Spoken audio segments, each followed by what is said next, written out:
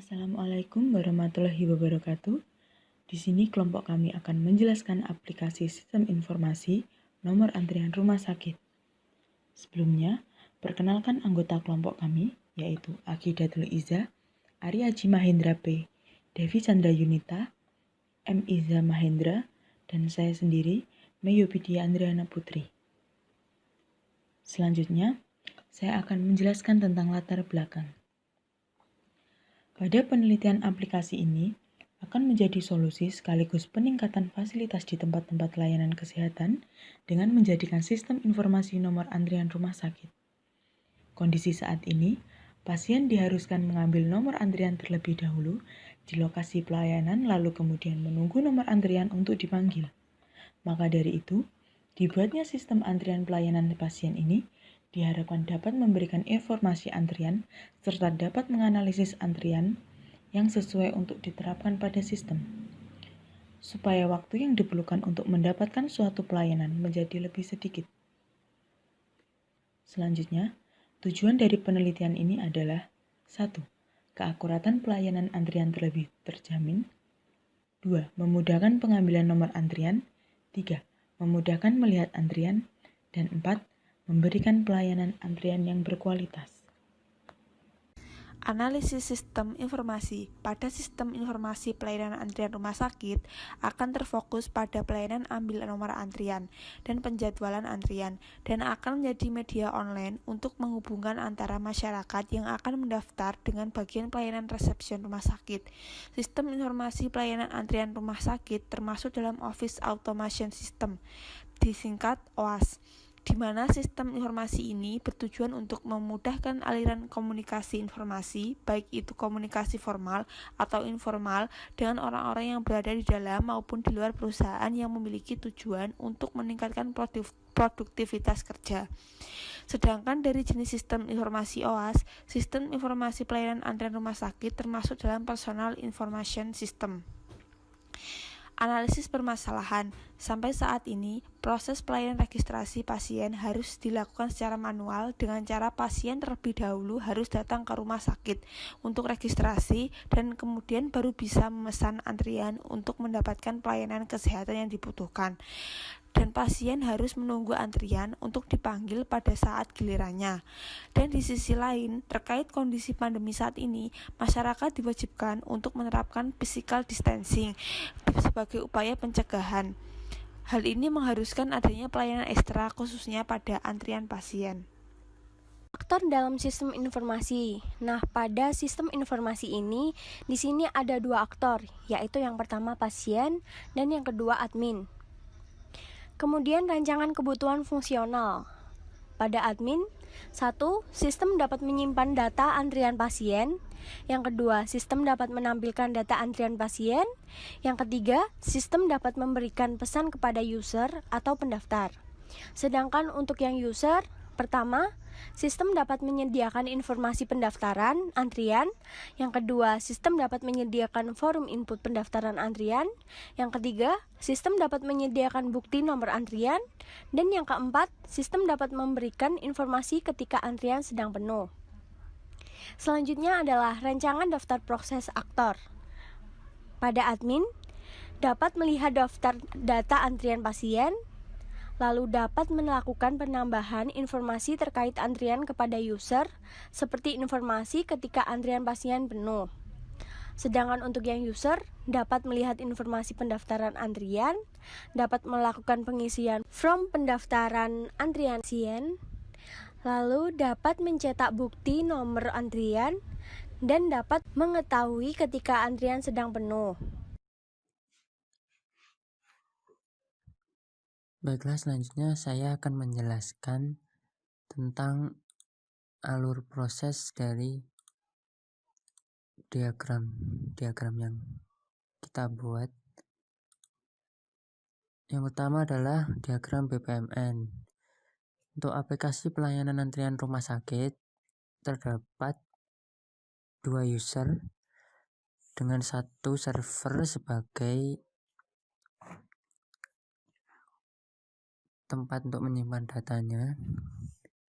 Urutannya yaitu user, akan start melakukan registrasi email terlebih dahulu dan akan mengakses ke server. Setelah server menyimpan data dari user, maka akan lanjut mengirimkan sebuah pesan registrasi berhasil, dan kemudian user bisa melakukan login sesuai dengan data yang didaftarkan. Dari proses login tersebut akan kembali ke server, di mana server akan mengidentifikasi apakah form pendaftaran antrian untuk rumah sakit itu penuh atau tidak. Jadi akan ada kondisi semisal antrian untuk hari ini dengan total jumlah antrian 50, maka akan menampilkan message yaitu form pendaftaran antrian pasien sedang penuh. Sedangkan bila tidak penuh atau antrian masih bisa ditambahkan lagi, maka akan menampilkan form pendaftaran di mana user akan bisa mengisi form sesuai dengan data dirinya dan menuju ke poli yang mereka akan tuju untuk memeriksakan kesehatannya. Dari mengisi form akan kembali lagi ke server untuk menyimpan dan akan return sebuah message yaitu berupa pendaftaran berhasil. Kemudian akan ada halaman form untuk cetak nomor yang bisa dikirimkan lewat email. Namun ini hanya masih implementasi saja dan kemudian akan berakhir atau end.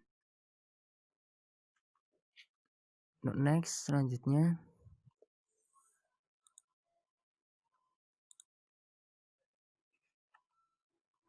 diagram UML.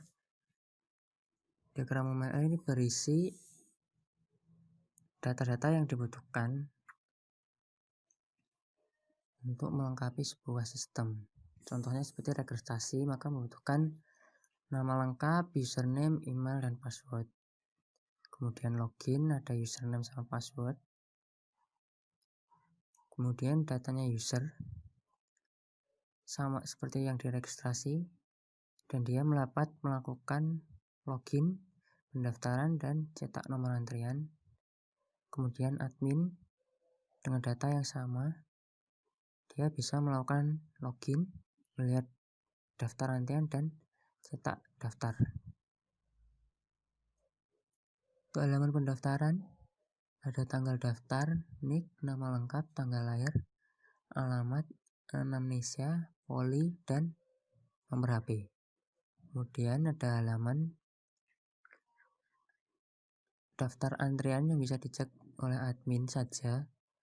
Nomor antrian, NIK, tanggal, nama lengkap, tanggal lahir, alamat, anamnesia, nomor telepon, dan poli. Jadi ada daftar data-data yang dibutuhkan dalam sistem informasi antrian rumah sakit. Next, diagram yang terakhir adalah diagram DFD. Jadi alurnya jika disimpulkan seperti ini.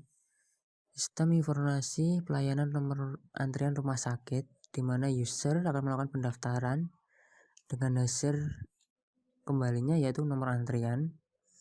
Kemudian admin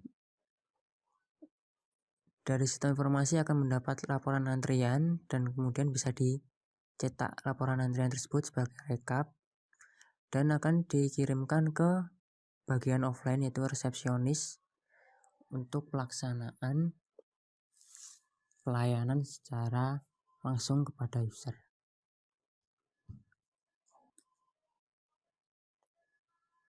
Terima kasih, ini presentasi dari kami dan kemudian untuk implementasi program akan dilanjutkan oleh teman saya. Assalamualaikum warahmatullahi wabarakatuh. Perkenalkan, nama saya Muhammad Isam Hendra. Di sini saya akan mendemokan aplikasi yang sudah kami buat, yaitu aplikasi antrian. Pertama-tama kita jalankan terlebih dahulu. Ini adalah tampilan dari halaman loginnya atau sign-in-nya.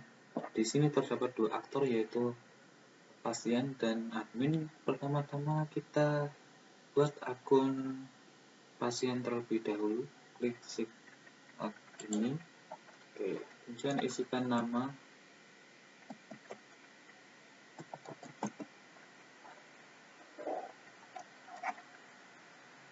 kemudian emailnya,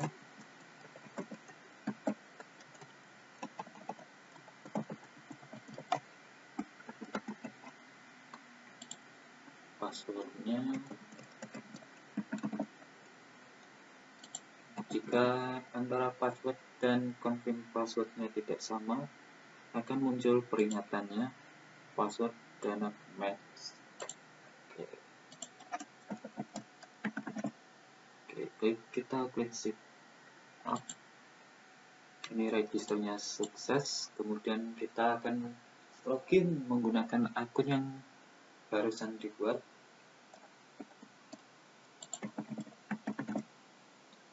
Sign in.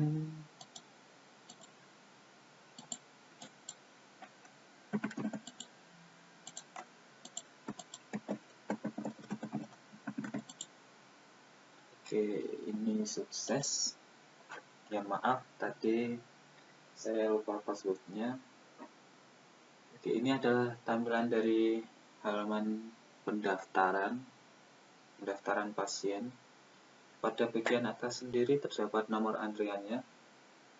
Kemudian di bawahnya ada nama, NIK, tempat tanggal lahir, umur, nomor handphone, kemudian jenis kelamin, kemudian ada politujuan, alamat pasien, kemudian anamnesia.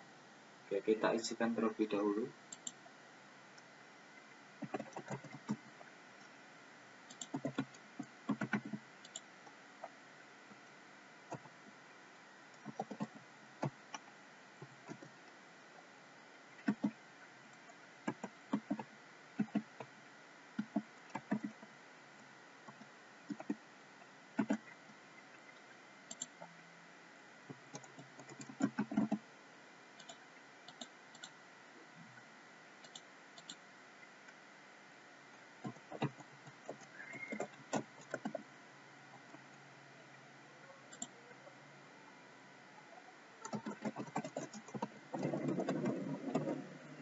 Kita submit, berhasil, silakan tunggu giliran Anda. Kemudian ini ada tampilan dari antriannya.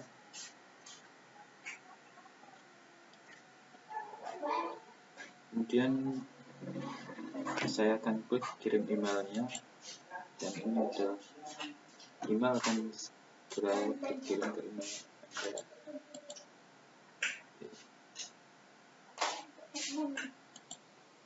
Oke, selanjutnya saya akan mencoba login menggunakan admin.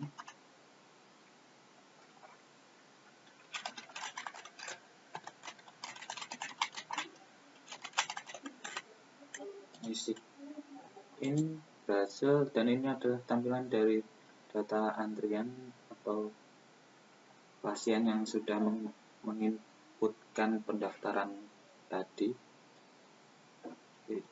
Di sini admin juga bisa mencetak laporan atau merekap laporannya. Kita klik cetak. Oke, cetak dokumen berhasil, dan ini adalah tampilannya. Nah, ini adalah hasilnya.